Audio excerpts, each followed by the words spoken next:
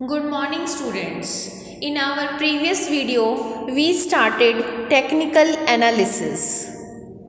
As we discussed that we will cover this topic under the headings meaning, assumptions, theories, tools and techniques, and finally limitations. In our previous video, we have already discussed the meaning of technical analysis. Today, first of all, we will discuss the assumptions of technical analysis.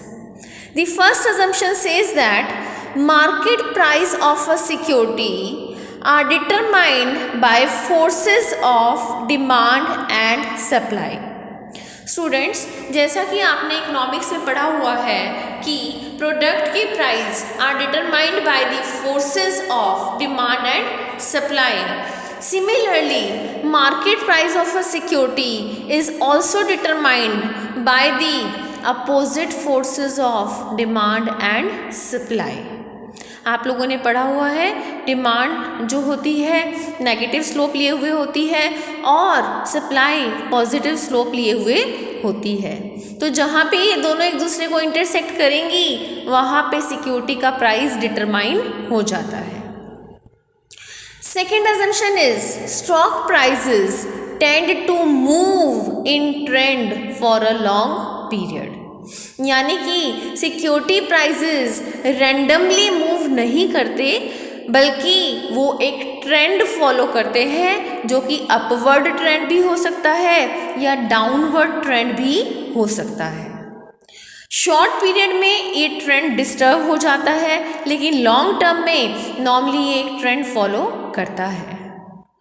Third assumption is shift in trend occurs due to change in the forces of demand and supply. क्योंकि prices demand and supply से determine होते हैं इसलिए यदि security prices के trend में कोई change आएगा, ट्रेंड रिवर्स होगा या शिफ्ट होगा, वो भी डिमांड एंड सप्लाई की फोर्सेस में चेंज आने की वजह से ही होगा. नेक्स्ट हमारी अजम्पशन है change in demand and supply can be detected with the help of charts and graphs. जैसा कि हमने अपने प्रीवियस वीडियो में भी डिस्कस किया, टेक्निकल एनालिसिस को हम चार्टिंग एनालिसिस भी बोलते हैं क्योंकि ये चार्ट्स एंड ग्राफ्स पे बेस्ड है. तो डिमांड एंड सप्लाई की फोर्सेस में आने वाले चेंजेस को भी चार्ट्स एंड ग्राफ्स की हेल्प से हम डिटेक्ट कर सकते हैं. लास्ट अजम्पशन है price patterns repeat themselves and can be used to forecast future price behaviour.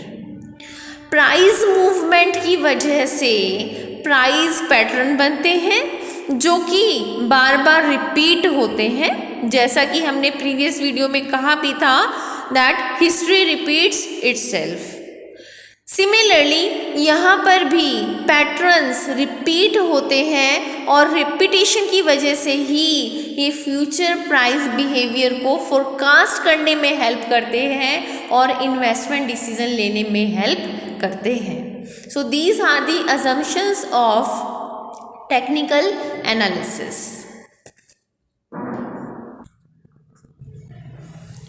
After the assumptions, we will discuss theories.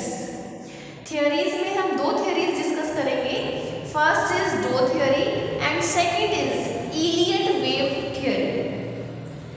Doe theory was given by Charles Doe and normally it is considered as the first theory of technical analysis. According to Doe theory, prices randomly move ना करके trend में move करते हैं. According to Dow theory the market trend is having three components. First is primary और secular trend जो कि normally एक साल से ज़्यादा कंटिन्यू करता है. सेकेंड इज सेकेंडरी और इंटरमीडिएट ट्रेंड जो कि या तो कुछ दिनों के लिए होता है या वीक्स के लिए या मंथ्स के लिए होता है. सेकेंडरी और intermediate correction in primary trend, और ये करेक्शंस होती हैं 33 to 66% of the previous trend. यानी कि यदि अपवर्ड ट्रेंड चल रहा है तो 33 to 66% डाउनवर्ड ट्रेंड आ जाएगा, और यदि डाउनवर्ड ट्रेंड चल रहा है तो 32 to 66% अपवर्ड ट्रेंड आ जाएगा। Next and last is short term trend, जिसे हम टर्जरी ट्रेंड भी बोलते हैं या माइनर ट्रेंड बोलते हैं या रिपल्स बोलते हैं। ये day to day price changes को बताता है। सो प्राइमरी ट्रेंड और सेकेंडरी ट्रेंड प्राइस चेंजेस बताता है over a year. Secondary trend जो है ये प्राइस चेंज बताता है ओवर फ्यू डेज, वीक्स और मंथ्स, जबकि माइनर ट्रेंड्स या short term trends price change बताते हैं ऑन डेली बेसिस। प्राइमरी और सेकेंडरी ट्रेंड को हम फिर से 2 पार्ट्स में स्टडी करते हैं। फर्स्ट इज अपवर्ड और बुलिश ट्रेंड, जो कि प्राइसेस में इंक्रीजिंग पैटर्न को शो करता है। सेकेंड इज डाउनवर्ड और बियरिश ट्रेंड, जो कि प्राइसेस में डिक्लाइनिंग ट्रेंड को शो करता है। फर्स्ट हम ले रहे हैं बुलिश या अपवर्ड ट्रेंड, या फिर हम कह सकते हैं प्राइमरी ट्रेंड इन बुल मार्केट। इस डायग्राम में हमने एक्स एक्सिस पे टाइम लिया है और वाई एक्सिस पे प्राइस लिया है। ये डायग्राम जो है, ये लाइन हमारी ट्रेंड लाइन जो है 3 पार्ट्स में डिवाइडेड है, फर्स्ट, सेकंड एंड थर्ड। इस डायग्राम में ये भी क्लियर है कि जो सेकंड वाली पीक है ये पहले वाली पीक से हायर है, और सेकंड वाली बॉटम भी पहले वाली बॉटम से हायर है। ये जो 3 इसके पार्ट्स हैं ये शो करते हैं। फर्स्ट हमारा शो करता है building investor confidence, second show करता है good corporate results, and then third is speculation. क्योंकि बुल मार्केट ऑप्टिमिज्म को शो करती है, इसमें इन्वेस्टर्स का मूड स्विंग पॉजिटिव होता है और उनको ये उम्मीद होती है कि economy as well as company will perform better. That is what we call as building investor confidence. तो जब कॉन्फिडेंस डेवलप होता है दे स्टार्ट बाइंग, इसीलिए प्राइसेस बढ़ने शुरू हो जाते हैं। लेकिन जब एक बार उनकी एक्सपेक्टेशंस मीट आउट हो जाती हैं, जब इन्वेस्टर्स की एक्सपेक्टेशन मीट आउट हो गई तो वो सेलिंग स्टार्ट कर देते हैं। लेकिन ध्यान देने की बात यह है यहाँ पे ट्रेंड चेंज नहीं हुआ है, बट ये माइनर करेक्शंस हैं। आफ्टरवर्ड्स क्योंकि इन्वेस्टर ने अपना कॉन्फिडेंस शो किया होता है, इसलिए कंपनी के रिजल्ट्स अच्छे होते हैं, परफॉर्मेंस अच्छी होती है। जब वो अपने फाइनेंशियल रिजल्ट्स को डिक्लेयर करती है जो कि पॉजिटिव होते हैं, फिर से इन्वेस्टर बाइंग स्टार्ट कर देते हैं। Once the limit is set, afterward selling starts in this form. But again since the market is bull market, mood swings are positive, people further start buying, which leads to speculation and rise in prices. So in the upward trend or the bull market, the primary trend is divided into 3 parts.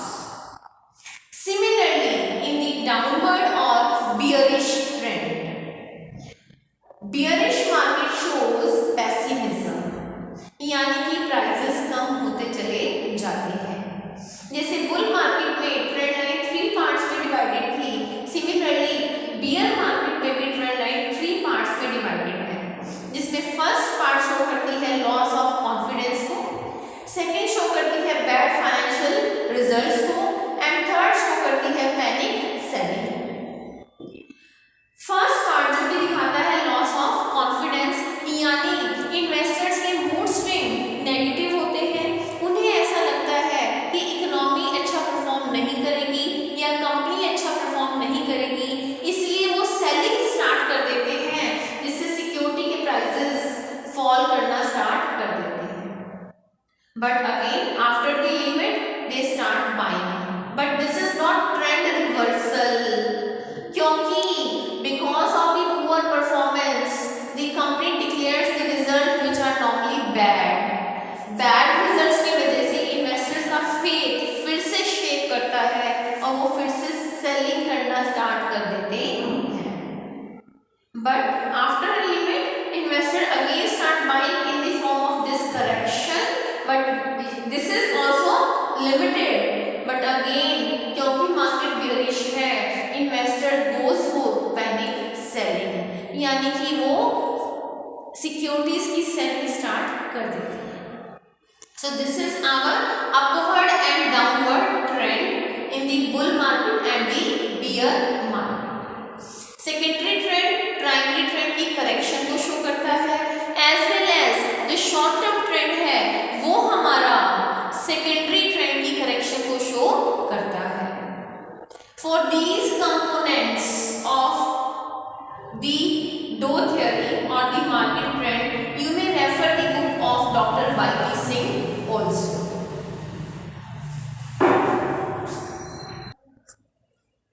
After the Doe theory, we will discuss the next theory, that is Elliott wave theory.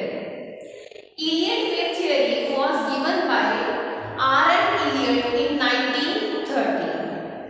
According to this theory, stock prices can be described as wave patterns, यानी कि ये पानी की लहरों की तरह दिखाई देते हैं.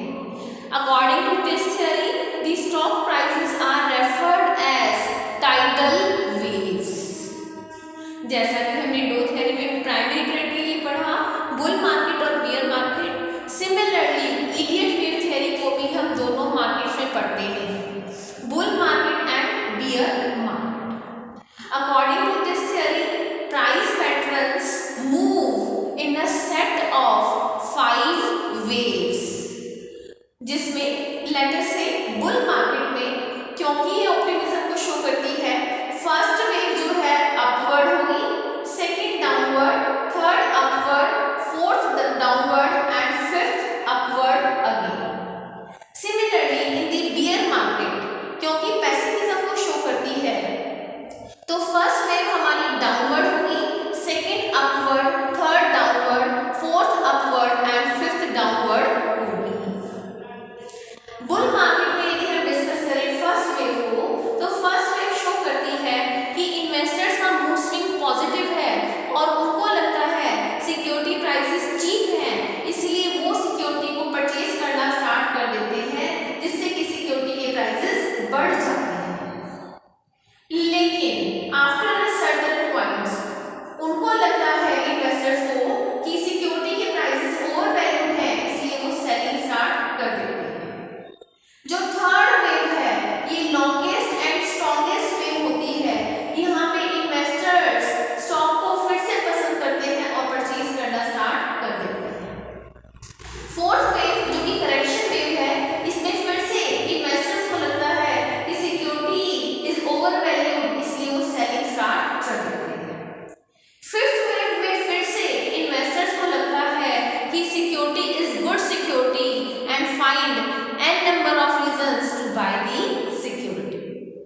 So this is the price pattern according to Elliott wave theory in bull market, similarly in the bear market.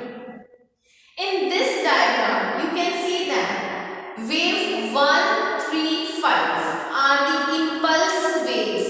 इन्हें impulse wave इसलिए कहा गया है क्योंकि ये ट्रेंड की डायरेक्शन में मूव करती हैं, यानी कि यदि बुल मार्केट है तो ये अपवर्ड मूव करेंगी और यदि बियर मार्केट है तो ये डाउनवर्ड मूव करेंगे. Wave second and fourth are referred to as correction waves, यानी कि ये जिस टाइप की मार्केट है उससे अपोजिट डायरेक्शन में मूव करेंगी.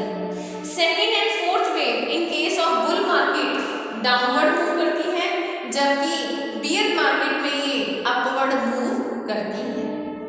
So this is Elliott wave theory.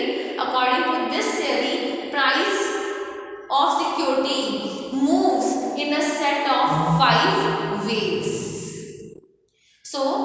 now we are done with both the theories, डॉ theory and Elliott wave theory, जो कि हमें सिक्योरिटी प्राइसेस के पैटर्न्स को समझने में हेल्प करती है, जिसके बेस पे हम अपनी नेक्स्ट हेडिंग स्टडी करेंगे in our subsequent video, that is 2